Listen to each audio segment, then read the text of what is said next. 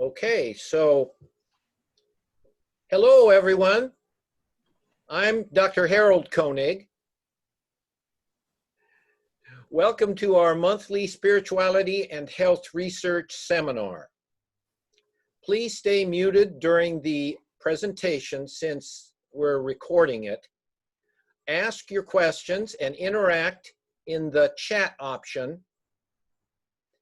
The speaker, Caitlin, will answer your questions at the end of the lecture. I will read them from the chat, and then she will answer them. And since this is a recorded lecture, it'll be available on our website, as well as a PDF of the PowerPoint slides there as well under our seminar tab. So today, Caitlin Daly will be speaking to you about food, faith, and health from a Christian context. Caitlin is a current PhD graduate student at Duke University School of Nursing. She earned her Bachelor of Science in Nursing degree from Marquette University in Milwaukee, Wisconsin. Her clinical background is as a licensed registered nurse, includes working with individuals with eating disorders. Her research interests explore the intersection of food, faith, and health. I've known Caitlin for several years since she attended our 5-day research workshop, and she has been such a delight to mentor and to interact with during these past years. So I'm going to turn this over now to Caitlin.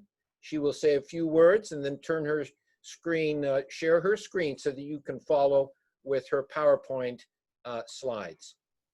Sounds great. Thank you, Dr. Koenig. And as Dr. Koenig said, yes, part of the reason, mostly all the reason why I am here getting my PhD at Duke is because of Dr. Koenig. He was one of the initial folks that planted that seed in my head to go ahead and get my doctorate, to be able to bridge the interest that I have in religion and health. So without further ado, I will go ahead and share my screen here. I'm gonna get a portion of it going. All right. Okay. Can you all see that okay? Is that coming up? Okay. Fantastic. Well, as Dr. Koenig said, please feel free to put anything into the chat, and I'm happy to answer any questions at the end as you engage throughout the presentation. So as Dr. Koenig said, I'm Caitlin Daly. I am a registered nurse and a PhD student here at the School of Nursing. And I am presenting today on a research study that I did interviewing Christian individuals, exploring the relationships between food, faith, and health, and the relationships between those concepts. My advisor on this project was Dr. Tolu Oyesanya. I want to recognize her for the guidance she has given me throughout this project. And I just want to note that these are preliminary findings. And so this is not the complete analysis. I'm hoping to have that complete analysis towards the end of this year or early next year. So I first want to take a moment to thank the participants who engaged in thoughtful reflection, opening up their minds and their hearts to sharing their perspectives and experiences related to food, faith, and health. And just a side note, I have previously presented the findings herein at an international conference in Italy almost exactly a year ago now, in September 2019. So just a quick overview of the presentation. I will be discussing the background to the research study, the methods, the results, and conceptual model as it stands right now, a takeaway message, and some discussion points for us at the end. And I am zooming in from Chicago, where I welcome you all wherever you are zooming in. Good morning or afternoon or even evening, depending on where you are located. So here's some helpful background information that informed the development of this qualitative study. Food, faith, and health. So we see a paradigm here that religion and spirituality have been shown to contribute to positive and negative mental and physical health outcomes across the lifespan. particularly research addressing the role of religion and spirituality in food and eating practices, has increasingly piqued the interest of researchers and scholars, as well as community-based organizers, especially in the spaces of faith-based communities, such as places of worship or faith-based organizations. And faith-based communities have often been effective hosts in health promotion and intervention, and demonstrating that these communities are essential assets to engage in order to improve the health of the individuals within that community, as well as the surrounding community in which they are embedded at large. And so commonly we see that faith-based health interventions target food and eating behaviors that impact certain health outcomes that are strongly associated with dietary related outcomes, such as cardiovascular disease, obesity, and diabetes. But lacking from many of these faith-based interventions seems to be a deep understanding of how recipients of the intervention are engaging these three concepts of food, faith, and health, which is important to understand, especially given the contextualized nature of churches having a strong theology base to them. So therefore, this study aimed to explore these perceptions of food, faith, and health among a select sample of Christian individuals, and hoping that this will help us further inform interventions down the line. So some of the methods that I'll go over are the sample, data collection methods, and data analysis methods that this study entailed. So we see here that there is a group called Eating Together Faithfully. So in April of 2019, I began recruitment and data collection from a sample of 26 participants involved in a program entitled Eating Together Faithfully in North Carolina, USA. And Eating Together Faithfully, I might reference it as ETF throughout the presentation, is part of the parent ministry Life Around the Table, which was created by a United Methodist pastor in North Carolina who saw a need for the Christian church to better address how Christians understood the role of food and eating in the flourishing of their own lives, as well as in the lives of their community members. ETF is a Christian-based interactive conversation framework developed to engage congregations and communities in conversations around the ways in which food and eating relate to individual and community practices of health and well-being, as well as social justice and the equity and environmental sustainability. Specifically, it explores what it means to eat with God's intentions for all creation in mind. And participants of this qualitative study were partaking in a weekend-long retreat to become trained facilitators of the ETF program. And the majority of the participants that I was able to interview were mid to older aged adults, white, female, and served in some leadership capacity in their home church. And so the preliminary results presented herein include an analysis of around 15 of those 26 individuals. And like I said, complete analysis is currently underway. Data collection occurred from April 2019 to August 2019, and interviews were semi-structured interviews, meaning that they were guided by a broad starting question, which was, for my study, tell me about your experience thus far with Eating Together Faithfully. And I asked follow-up questions throughout relating to food, faith, and health as necessary. However, the interviewer always aims to follow the research participant's lead. And so sometimes that question navigated in different ways. And so hopefully to capture the diversity of responses that were received. Interviews were about 30 to 60 minutes in length, and they were audio recorded and transcribed. For the analysis was conducted as a team with my advisor and project principal investigator, Dr. Tolu Oyesanya. And I conducted a qualitative conventional content analysis where I coded the transcribed data without prior research or theories informing the coding scheme or analysis of the data. And this was to allow for participants' words to be the primary guide in analysis without any a priori set of theories applied. And the codes were then grouped into preliminary themes and sub-themes, which I will present here. So again, the following are preliminary results to the perceptions of food, faith, and health among Christian individuals engaged in eating together faithfully. So to start, I just want to show right at the get-go the conceptual model that we have come up with thus far. We will revisit this at the end and as it kind of builds throughout the presentation as well. But as we see here, 3 major themes have arisen from the data thus far: decision-making in yellow, moral obligation in green, and faith as a guide in blue. And all of these relate to how individuals perceive their relationship to food, faith, and health. And so we see faith as a guide as a central theme that all their themes surrounded, indicating that faith appears to influence an individual's moral obligation and decision-making related to food and food and health practices. However, overlap between the themes was present, and so we have then here we see a conceptual model that indicates the fluidity and variations for each individual's understanding of the relationship between these 3 concepts and themes.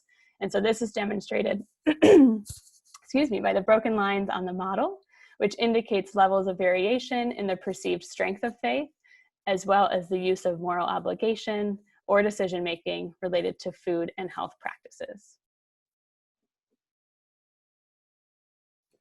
So here we see a conceptual model, and I'm going to expand upon this in what we will see throughout the presentation here. So the following depicts all 3 themes and their sub-themes.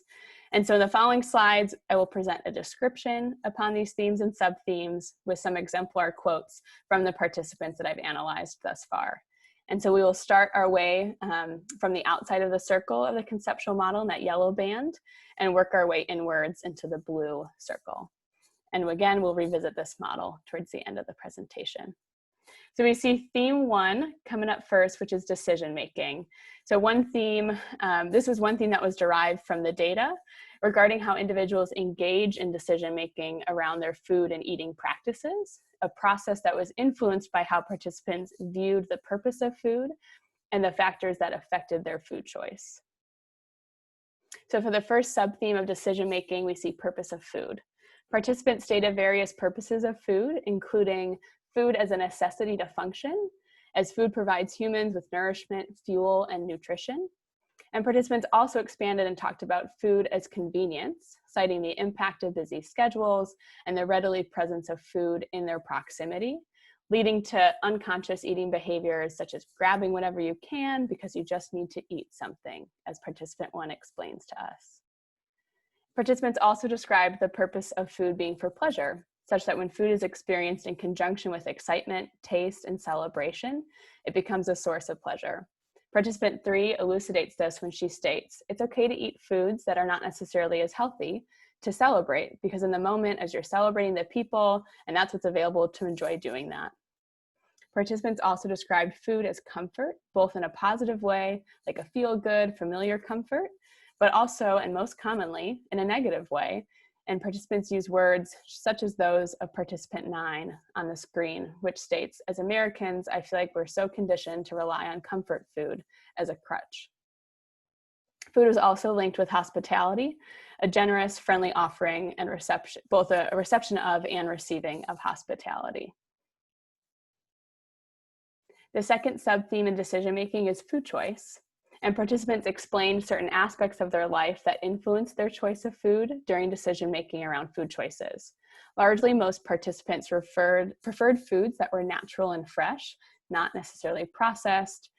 Also, many decisions around food choice were influenced by a concern to maintain physical health, discussing concerns about medical conditions and body weight. Mental health was another aspect of health to which participants connected their food and eating, stating examples of food as a source of control, shame, and anxiety. Participant 3 reflects, guilt can be a big one. You know, when there's cookies sitting on a table and they're passing them around and you're one that takes one and nobody else does, you know, it can be a place of shame. Parenthood also influenced the food choices families made for themselves and their children. Participant 10 explained food and cooking. Her food and cooking choices were dependent upon how many mouths she'd be feeding at a given meal. And encompassing several of these conversations were discussions of barriers to access to food, such that that limited food choices from individuals, such as geography, transportation needs, finances, time, availability, and health ability to access those foods. And interestingly, a majority of the participants discussed these barriers more in a secondhand nature or as an awareness to what others in their own community were experiencing at large, not always what they personally experienced in their lives.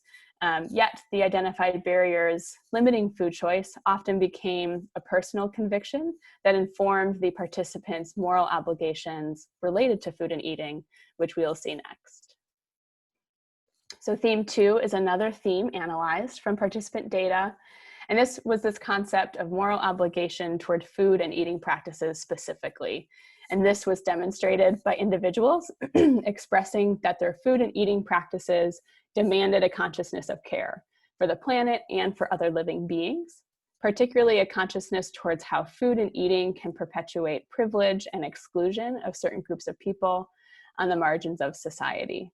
Participants reflected upon the moral judgments that they and society assign to food items, food choices, or food practices, such as deeming things as good or bad. Seemingly as a result of this consciousness, the participants discussed ways in which they participate in food advocacy work. So we see those sub-themes there laid out. The first sub-theme of moral obligation is consciousness of care. And consciousness of care can best be described as individuals expressing this moral obligation to align their food and eating practices with a driving desire to care for the environment, care for the livelihood of others, and care for animals. Participant 10 nicely encompasses this sentiment of obligation in his reflection. Is the way that I eat, and more broadly, the way I live my life, enabling others' lives to flourish? Or is the flourishing of my life coming at the expense or the degradation of another's life? The second sub-theme of moral obligation is consciousness of privilege and exclusion. Consciousness of privilege and exclusion encompasses reflections regarding the emergingly visible role of power, economic class, race, and privilege in various aspects of food and eating practices that are within our society embedded, as well as within the food system, such as dining experiences, acts of charity, grocery store access, land ownership, and slavery, and how these occurrences grant certain privileges to or inflict certain exclusions upon certain groups of people. In describing how food pantry organizers viewed the food they served to pantry patrons, one participant shared, the mentality of the existing food pantry was, they'll eat whatever we give them, meaning the guests. They, the food pantry organizers, didn't care if it was healthy, if it was outdated, if it was stuff people didn't really want. They, the guest, if they're hungry, they'll eat it.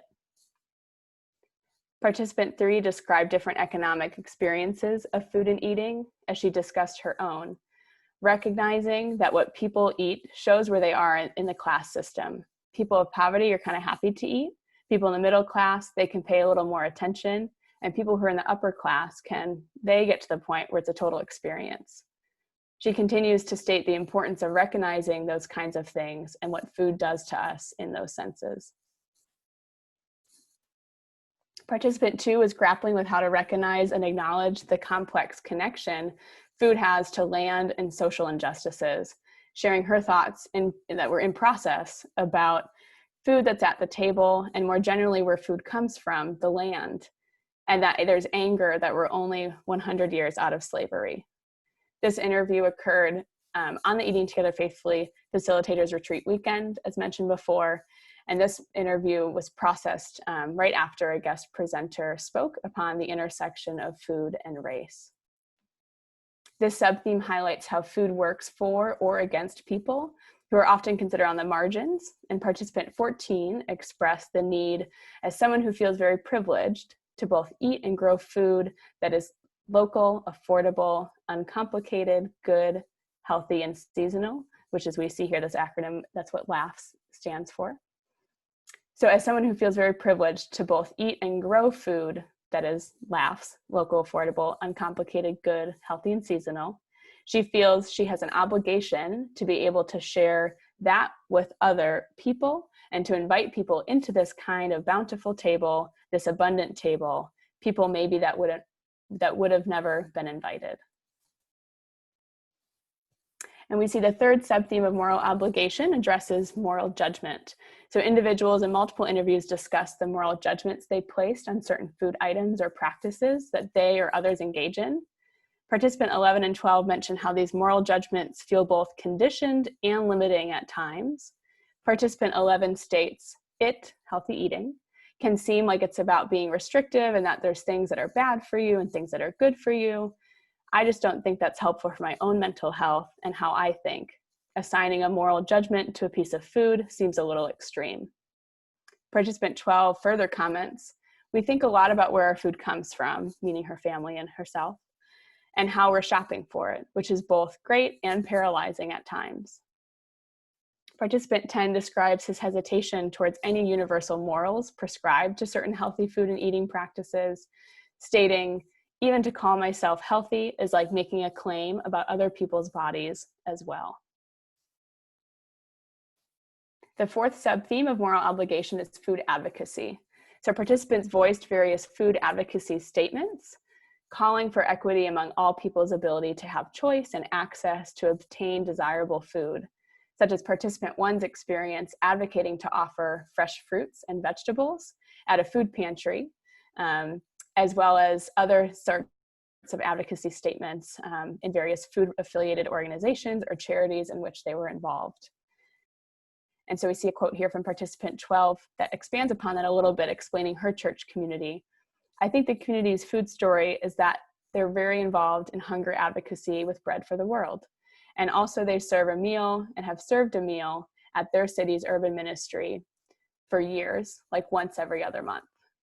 And that's not an experience of food that laughs. So food that is local, affordable, uncomplicated, good, healthy, and seasonal.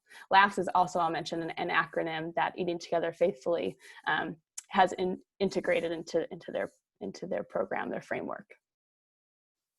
A number of participants also called out the corrupt realities of the larger corporate food models dominating our food system. Like when participant 3 expressed and pressed the question, what is the corporate system looking like, pushing out small farmers? So there were concerns there that were raised. The final theme presented herein is the central theme for which all other themes encompass, and that we see is faith as a guide. Faith served as a guide to food and eating practices of multiple participants in the study, and often participants referred to aligning their food and eating and health practices to ways in which they believe God intended food, eating, and health to be. As a seeming result of this conviction of faith, participants felt called to care for all that God intended, such as his creation of the environment and of living beings. So we see these sub-themes presented here and on the left-hand side: food and eating as God intended, health as God intended, and faith as conviction to care for all God intended. The first sub-theme of faith as a guide is food and eating as God intended. Participants discussed several ways that they view and experience food and eating, and faith manifesting together within that as God intended them to. Common throughout was this notion of God as a gifter of food, a gift which comes from God provider, not from man himself. Participant 6 explains, food is worship. We're taking something that God gave us that's natural, that he wants us to have, and be one with it, and making sure that we're eating what God has given us and not what man has made for us to eat. Participant 8 elaborates on dependency between humans and God the provider. In discussing the basic human need for food, water, nutrition, she shares, I think the basic human need for food, water, and nutrition, teaches us a reliance upon God to provide our daily needs, that there will be plants that we're to tend and grow and care for. Food was often mentioned to be sacred and holy. This was a very common one. Participant 15 reflects on the paradigm shift of going away from the whole calories and elements of food and just getting enough energy to eat throughout the day kind of food as a commodity or whatever, to thinking of food more as a delight, a gift, something that we share, and that something holy happens when we do. And as it joins all the body of Christ during communion and the Eucharist and builds relationships within and across communities of care. We also see honoring God as expressed in the way in which participants describe their experience connecting faith with their food and eating practices. And food was recognized as an element that joins God's people in relationship with one another. Participant 1 offers the idea all people should be welcomed at the table. And she explains, and little t table, as in around to have conversations at the table, and big T, capital T table, as in people at the table for communion and the body of Christ, and how all of that, those different forms of table, interconnect together. Other participants, note not cited here, further discussed how food has been a mechanism to build relationships within and across communities of care. As I said, between interfaith settings or among strangers newly engaging with a church. And we also see participant 3 describing how the connection of food and faith goes beyond that simple, commonly thought idea of a potluck dinner after worship service. And she explains, but actually recognizing that it's food and faith is desiring God. So eating in a way that shows how much we desire God and recognizing the food he makes available to us. And how do we eat and what do we eat? And are we eating in a way that honors God as God intended? The second subtheme of Faith as a Guide is health as God intended. Discussions arose of eating and food being tied to treating one's body as a temple, as God intended it to be. Participant 9 described, I like to think about treating my body like a sacred temple. And to do that, I have to think about eating, because eating is a big part of treating your body like it's sacred. Additionally, health was seen as integration of mind, body, and soul all working together. This is also a very common description. Participant 2 states, our image is in God's image, so God is triune, we are triune. We're created to be mind, body, soul, created to be one component working all together. Further, descriptions of an unselfish version of health, or health that's centralized within a community context rather than an individual context, has come through. And this reflected the perception that health is connected to God's creation and God's community. Participant 14 explains, health also means that we're not going to judge one another, but we're going to love one another to the point that that love someday will. We trust the way God works and through the Holy Spirit, that love will allow me to let someone else care for me, and so that we're a part of a community, and that my health is not my own private possession. And the final subtheme that we see for Faith as a Guide is faith as a conviction to care for all God intended. Participants revealed their convictions or their sense of responsibility to care for all that they had perceived to be God intended, related to food, eating, and health. And participants discussed how faith encouraged them to be mindful of their choices, such that they make conscious choices about faith-based food and eating practices. Participant 12 explains, I'm making these choices because, yeah, I care about the environment, or I care about my body and being healthy. But I was like, no, actually, this is as a Christian, this feels like a way to live out my faith. I think being mindful of these things is a way to connect us to God. Participants often discussed how their faith gave them a strong perspective to care for God's creation. Participant 9 explains how she views her relationship as creature to creator, God, and creation as one of co-creating, meaning, she shared, I really kind of see creation, this mentality of you have creator, then creature, and then you have creation, and we all work together to co-create. And caring for the flourishing of others was another conviction driven by faith, which one participant cited the scripture saying, I've come that you may have life and have it to the fullest, as his motivation and guide for caring for the flourishing of others. Additionally, several participants noted many churches, either theirs and or others that they were aware of in their community or at large across the nation, had a mission for ministry toward food services or charities. Interestingly, the perception of these programs varied between proud and skeptical. For instance, participant 13 noted Christians fighting hunger. This is a very institutionalized connection in my churches and in my family. A few participants offered critiques on some of the more common charity-based models of fighting hunger in their church, such as soup kitchens, but praised other efforts that focused more on empowering the individuals that were experiencing hunger, such as we see with community gardens. And those were examples that participants gave as well. So in common, participants often identified their faith beliefs and doctrines as the centering conviction to care for God's creation. So at the close, I just want to revisit this entire conceptual model just to piece it together. And so once more, we see all the outlined components of the major themes, as well as the sub-themes that we've just discussed in previous slides. So from these findings thus far, I'd just like to offer a key takeaway message from this preliminary analysis that we've seen to this point. So through the data, we see faith as a guide as a central theme that orients participants towards understanding their own moral obligation and decision-making processes around their food, eating, and health practices. Faith as a guide was centered upon people's reflections of food and eating, faith and health as being aligned or misaligned with God's intentions and how they navigated that space. This perceived alignment or misalignment with faith led to the convictions within individuals to care for all that God intended.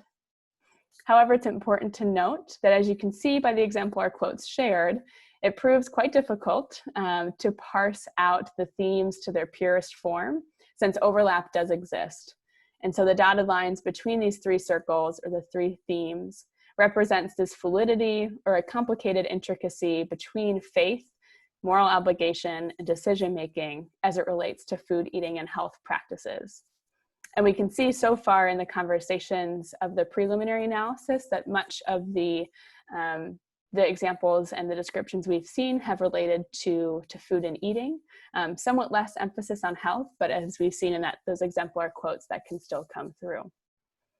And it can be confidently identified that faith, as experienced and perceived by participants, was situated at the core of participants' moral convictions and sense of obligation, which often transfused into their decision-making processes around food and eating practices. And this will be something interesting to follow as the conceptual model will most likely change as analysis continues to see if faith continues to be at the center core, or perhaps if moral obligation comes to the center or decision-making, seeing the fluidity of how this might change will be interesting and something I'm looking forward to with analyzing more of the participants' responses.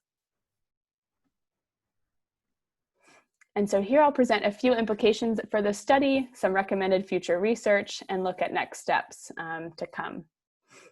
So while still preliminary, this information will serve to create relevant, theologically structured designs for food-related health interventions within the faith community setting. And as researchers and practitioners consider these revealed perceptions of food, faith, and health, I hope to see more of the interventions in this space become tailored to those perceptions. This research is of large interest to public health and faith-based community researchers and practitioners who are being advised by local and world health leaders to engage faith communities in health intervention work. And so future research is necessary to identify the weight and the direction that decision-making, moral obligation, and faith as a guide as it relates to food and eating and health practices. In which ways is that weight and direction being solidified? Additionally, it would be important for future research to establish if there are any additional factors influencing the perceived relationships between food, eating, faith, and health that have yet to be identified beyond this study, particularly in communities, Christian communities. Christian communities are not monolithic, and also thinking about wider world health, world religions and their perceptions of health, food, and eating will be important to explore. And so the next step with this study is to accomplish complete data collection, hopefully by the end of fall 2020 or early spring 2021.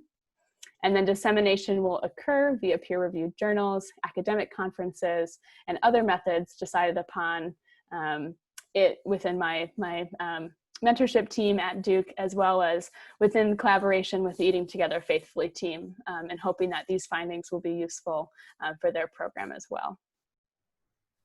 And so now we have about 30-ish or so minutes, I know I'm a little early, to take any questions or comments here. I'm happy to engage in some discussion with you. I haven't been able to see the chat, but if there's anything in the chat, happy to engage that now. And then the PDF that will be posted has the important references that I've cited throughout. Thank you so much, Caitlin, for a brilliant presentation and very informative.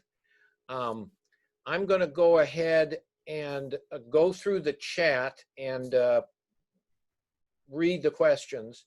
And really, everyone, you know, after we get done going through the chat, feel free, if you have any other questions among people viewing, to unmute yourself and then just ask them.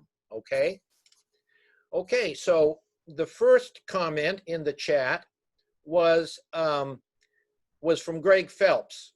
And thank you, Greg, for letting us know about your Book of Life virtual conference that's being held on Thursdays in October. So appreciate your letting us know about that. Patty has a very interesting question for Caitlin. She says, I'm curious to hear more. Does thinking of food as sacred and holy and thinking of the body as a sacred temple, does it help people eat differently or more healthily? Yeah, Patty, great. Thank you for that. It's good to see you. That's a great question. And I think the one of that description of food and eating and our bodies as sacred and holy certainly was probably one of the, I'm curious to see if it becomes one of the larger themes as a part of this, because that certainly has had seemingly, anecdotally, a weight in how people engage in their food and eating practices. I think it would require probably a further study, perhaps more intervention design based, to see, you know, the effectiveness of that messaging or that mentality or mindset, which is actually something I do hope to engage further in my dissertation, because that, again, anecdotally, was a very large description of how people identified their food and eating practices, as well as their bodies and their health practices. So yes, I would like to say it absolutely changes their food and eating behaviors, but I can't be totally certain just given the nature of the study. Yeah, sounds good. Debbie Carter has a point to make. She says that pastors often struggle with being overweight due to potlucks and visitations and food offerings brought to the pastor as an expression of care for the pastor. It can be a difficult part of the ministry. Do you have any thoughts about that, Caitlin? No, that's great. And that's, as I've continued to engage with churches in that space, understanding different perceptions that are held by leaders, as well as congregation members, as well as community members in which the church is embedded, is important to engage with. And I know there has been some literature around looking at attitudes of pastors in the space of health and in the space of healthy eating, as well as, I'll say too, that Eating Together Faithfully, the Life Around the Table, they do what's called Sabbath Life, which aims to engage pastors and clergy specifically in similar concepts to what Eating Together Faithfully discusses in part. And so recognizing that exactly that, like pastors as leaders of these congregations often are looked to as role models, but they themselves they hold their own beliefs and perceptions and behaviors around food. And so I am of a strong belief too that pastors it'd be beneficial if pastors were engaged in this type of work and thinking. And a lot of what Eating Together Faithfully does is they do recruit leadership, and majority of the participants in this study were in a leadership role of some capacity, and so it was helpful to kind of start to engage that. But future studies, I think, would benefit from parsing out the different levels and agents and actors in the faith community, certainly. Excellent. The next comment is from Jill Rushing, and she said she's also doing work in this area, and she's using a certain model, using the social ecological model to explore adult learning in faithful families. Are you familiar with that model? Yes, and that's a model that I always have in the back of my head, thinking about the individual as it's contextualized within the community and society. And I greatly value and appreciate research that engages that model. A lot of nursing research does as well. And because it does elucidate the different factors that are playing into our food. And there is an interest that I do have of engaging this or analyzing this research that I have in context of the social ecological model, given the method I used. I'm not applying prior theory, but I certainly will most likely raise that within the discussion section of how these different perceptions really do elucidate the many different levels that are being engaged. Good. Related to that is, did you find anything related to sustained behavioral change in this? I actually can't read.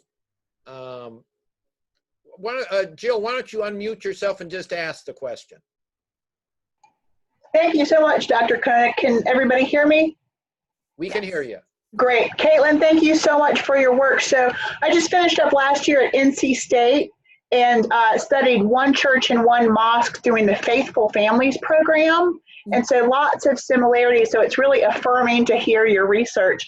But I had a question. I saw a lot of similarity in our themes, especially the ones tied to faith as guide, faith as a guide, and wanted to know, it may be too early, but wanted to know if you have seen anything or suspect to find anything related to sustained behavior change that is tied to care for others, because that was something that I kept seeing is care beyond oneself, that someone might initially engage in a healthy eating or active living program, but for themselves, but then that translated to care for others. So thank you so much.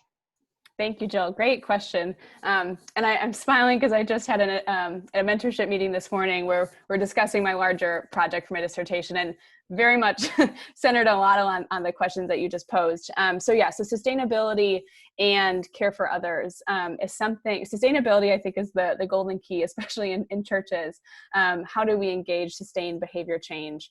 And as well as what's unique in churches, from what I've seen and just from what I've heard from participants, is getting at this understanding that our health and our care for others is beyond oneself, exactly as you said, Jill. So again, likewise, affirming to hear from somebody else in this work. And so that's something that I am interested in, for future research. I think the sustainability is hard given the nature of the study, just because it was, kind of a one-time point question, interview process. But that I know is something that is on the forefront. And I want to say, I'm hesitant to say revolutionary and kind of extending our view of health beyond oneself, because I think that's really been deeply embedded within faith communities and traditions for a long time. But when we couch it in kind of the current society that we're living in, which is very individualistic at times, and obviously depending where you are, that question becomes even more salient when we are thinking about the sustainability of interventions in the health sphere.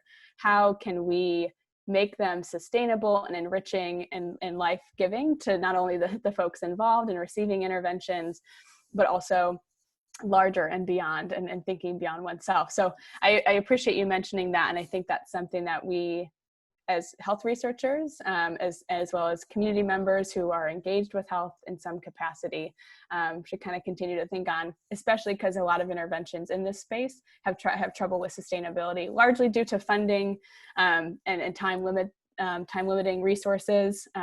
But thinking about how can we use assets that are already within the church, such as this mentality of community-based health, to engage them further and deeply. Thank you, Jill. Very good. And Jill has a link to her work that she's put in the chat box, so everybody can look at that. Sam has a question. How do long periods of fasting change participants' attitudes along the dimensions defined here in your presentation? That's a really great question.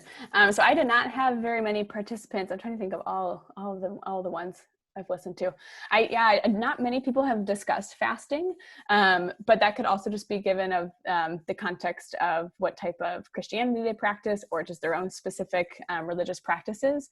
So I could see, again, a future study great in that space to understand how fasting does relate to that. I want to say, and again, I don't want to speak to it too much because I'm not very versed in the whole literature, but I have seen a lot on fasting as it relates to eating patterns and behaviors, particularly in eating disorder patients. Again, that merges more on my side of clinical practice. And I was at one point in time on this journey engaging with how food and eating as it relates to religion and spirituality affect disordered eating patterns. And so I know a bit more of that space, and so I can't answer too much, but I would assume, and from what I have seen, it would impact how folks are carrying out their food and eating practices at large.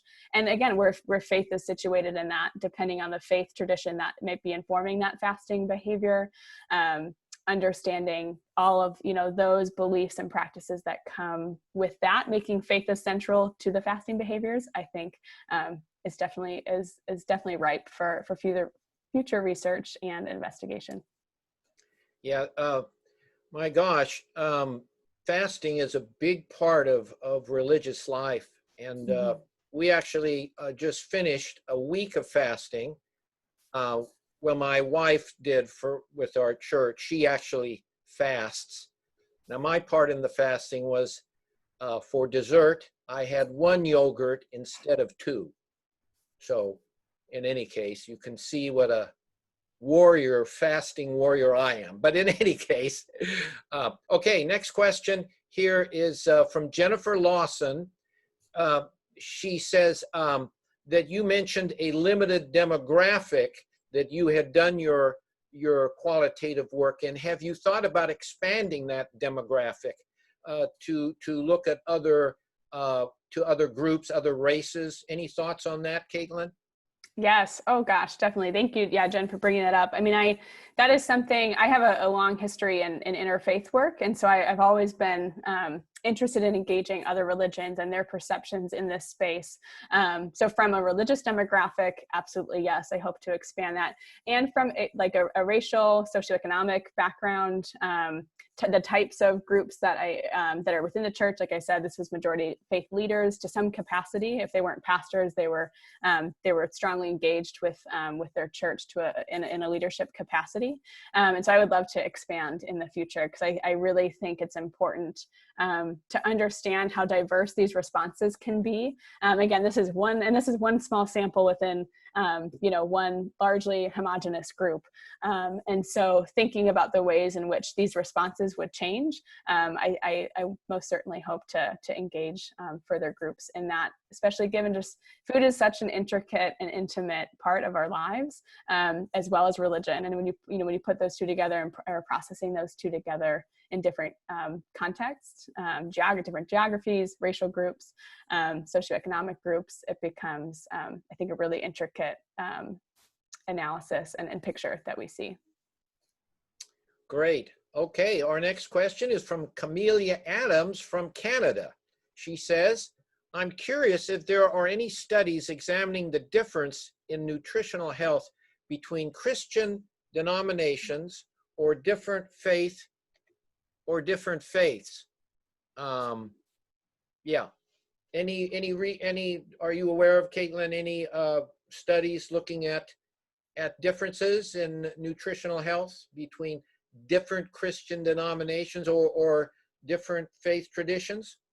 I've seen some bodies of work that investigate the relationships of food and eating practices with different religions. I'm not so certain on it, if they're assessing certain nutritional outcomes, and if they're comparative. I'm not sure how many are available in that space. Dr. Koenig, I don't know if you are further aware if there's been specific nutrition outcome studies that have looked. I've seen the more investigative, and associative, does religion associate with health and well-being and nutrition, but I'm not sure if they measured exactly what outcomes of nutrition. Yeah, I think I think, you know, this area is rich for research. There Mm-hmm. hasn't been a lot done on this, despite the fact that it's something that's common to all of us and affects our mental, our physical health, and everything. And yet, you know, the research I'm familiar with is with eating disorders, and it Mm-hmm. seems that faith does seem to make a difference in terms of helping people overcome eating disorders. But boy, there's a lot that could be done here, particularly with regard to prospective studies. We're Mm-hmm. actually seeing, you know, the time order where you could say Right. something about causality. So, Mm-hmm. you know, so I this, think this Seventh-day Adventist Church, I think there's been a lot of work on that in that space on food and eating practices. Again, I'm not confident to say if it's been nutrition outcome focused or more exploratory like my study has been. yeah. Okay, and Miriam says, great presentation. Thank you, Miriam. I'm sure Caitlin appreciates that. Thank you. And then Marie asks, how does this relate to communities that have limited resources and live in or near food deserts? Yes, Marie, that's great. And as I had mentioned briefly in that presentation, a lot of, not to say that none of the participants had experienced, you know, living in or have lived in areas where limited access to food isn't a reality, but a lot of, I'd say majority participants, it sounded more so were familiar with that, with food deserts and that concept, but engaging more from a space of I'm aware of this and I'm trying to, you know, be mindful on how I can assist and be of service to those areas, or, you know, inclusive of those areas. So interesting to see how, again, once I kind of fully flesh out this analysis, how that will come through. But limited to access of food regardless was a common theme that had come up. And so I would be curious to see, I did speak with one participant who was not a part of this, this analysis, but I recall his interview, and he was working specifically with communities that was a homeless population. And so thinking about how does a framework such as Eating Together Faithfully, that engages these concepts of faith, how would that play out in this group of individuals that are without homes? And would this be something that's salient to them, or is just the mere access of food a higher priority? So I think that conceptual model would most likely, my assumption would be, look different, and that perhaps faith as a guide wouldn't be at the center. Maybe that decision making around food would be at the center, and how to obtain food, where to obtain it, what types of food you know, folks are hoping to obtain that are in communities that have less resources that are available maybe as readily as some other resources. That's a great observation. Thank you for that. Very good. Mark has a question. Any insight into how one's personal view of what is healthy influence your findings? One's personal view of what is healthy, how that might influence your findings? Also, any indication as to variation of how much one internalizes healthy eating into their Christian values and the subsequent healthiness dietary behavior? Yes, I think Thoughts, reflections on that, Caitlin? that's, yeah, a very heavily packed response, but I appreciate that, because it really touches at how intricate we're seeing that these concepts play out with each other. So I'll start with the healthy piece and how one views what is healthy. I think that is, if we went around this Zoom call and asked everybody what healthy meant to them, we would get however many, 66 different answers to that. So but that's a really important thing that I think sometimes a lot of interventions that are aiming to improve health, whether that's healthy eating or healthy exercising, just that term itself has a lot of weight to it that I don't think a lot of interventions always seek to ask and address in their particular community. Maybe because it probably is a very lofty, it would be a very large piece of that intervention.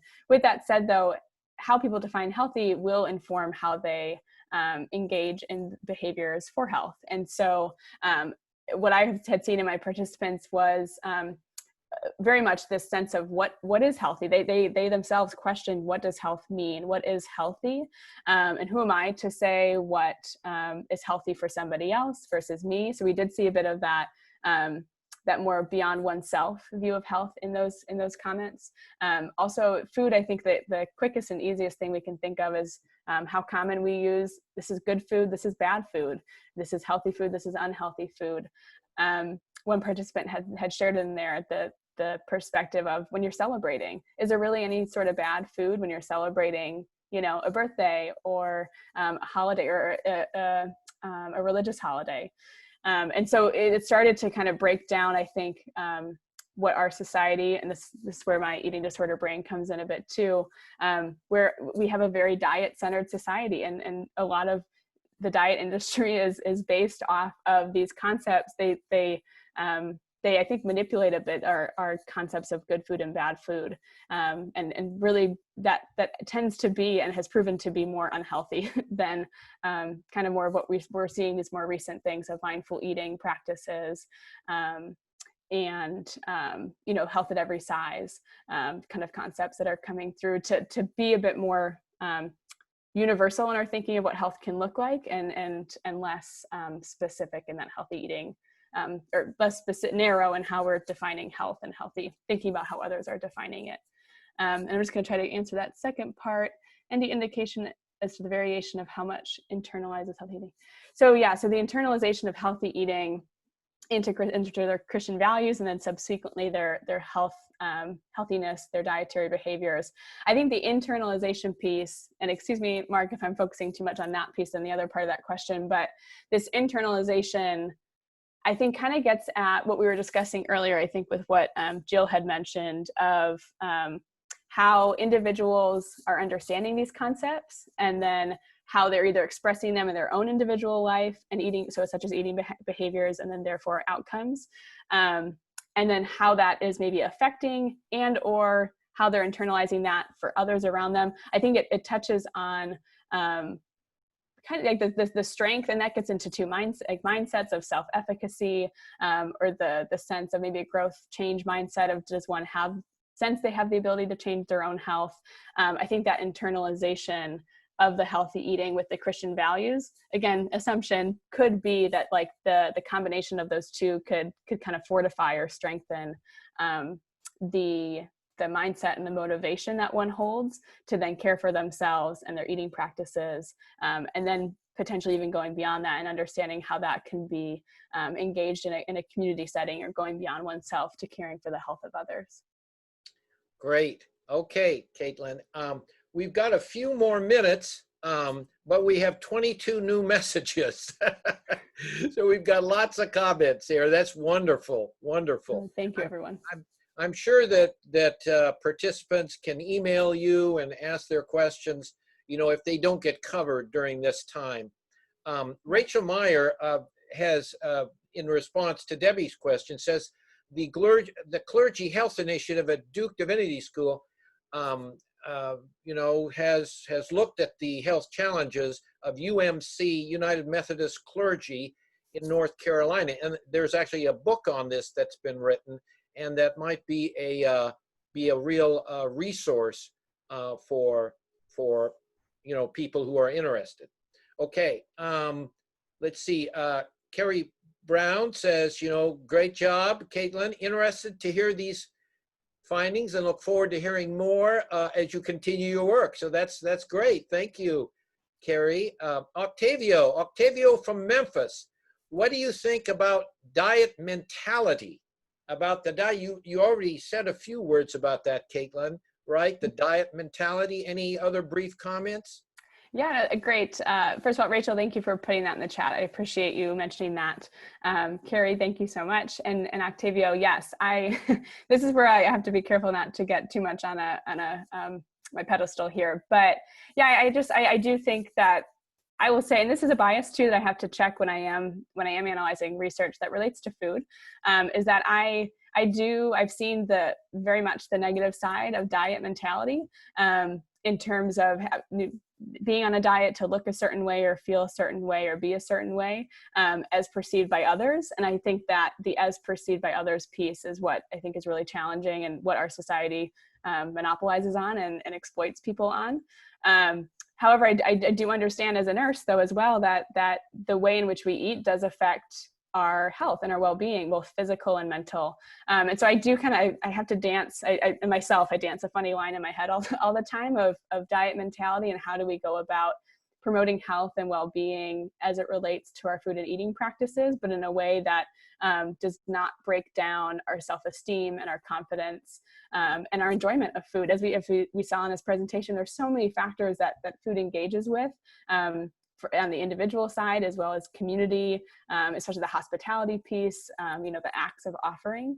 And so diet mentality, I would say at large, to make it short, I think it's largely harmful, and just it requires some more intention around how are we discussing nutrition and health, which I know that there's a larger movement too in the healthcare arena about health at every size, as well as fat phobia. How do we avoid this fat phobic medical model that we often live in of fat or bigger bodied, or however people are deeming it in their spaces, equals unhealthy.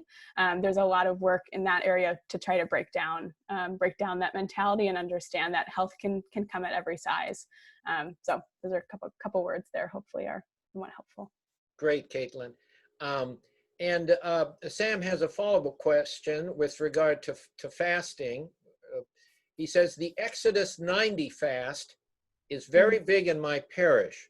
I expect many Christians will be practicing it starting 90 days before Easter. This may be a golden opportunity to gather data. So Caitlin, bear that in mind. Thank you, Sam. And that's great. And I'd be curious if you want to collect your own data too. I always encourage that. But I appreciate you saying that, and best of luck with the fast. And again, that is exactly an ample time to engage with folks to understand when food and eating is at the forefront in fasting, understanding that there are components to fasting, not just the food and eating piece, but I think it's more people's forefront thought is an interesting time to engage. The last question, comments have to do with Makeba has pointed out to check out blue zones as a possible source of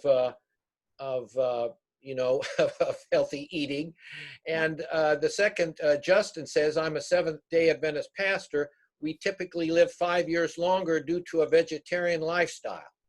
So, so there. And my understanding is that U.S. News and World Report has, when they surveyed experts on diets, the Mediterranean diet was number one. And I believe the green diet, actually, that's a subcomponent of the Mediterranean diet, had the highest ranking.